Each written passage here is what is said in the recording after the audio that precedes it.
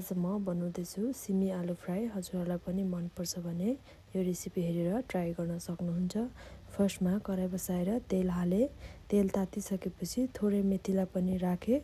मेथी यतिको भइसकेपछि काटेको प्याजलाई पनि राखेर मजाले मिक्स गरेर थोरै बेसारलाई पनि एड गरेर मजाले चलाइदिने।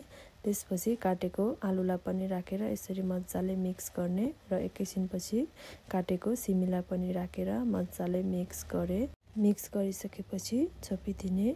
एकैछिनपछि हेर्दा चाहिँ यतिको भइसकेको थियो र त्यसलाई मैले मजाले चलाएर जिरा धनियाँ पाउडर, हजुरहरूले रेड चिल्ली पाउडर एड गर्नुभयो नि हुन्छ। मैले छोप राखेँ।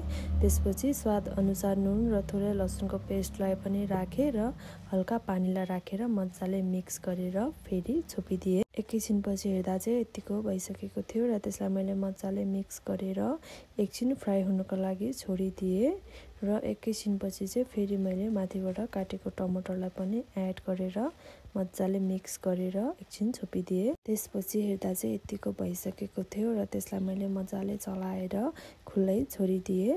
यतिको रातो भइसकेपछि चाहिँ हाम्रो सिमी आलु रेडी भयो र मैले माथिबाट काटेको धनियाँलाई पनि एड गरेँ। हजुरहरूलाई मेरो रेसिपीको भिडियो मन पर्यो भने मेरो युट्युब च्यानललाई लाइक, सेयर, सब्सक्राइब गरिदिनु होला। Thank you.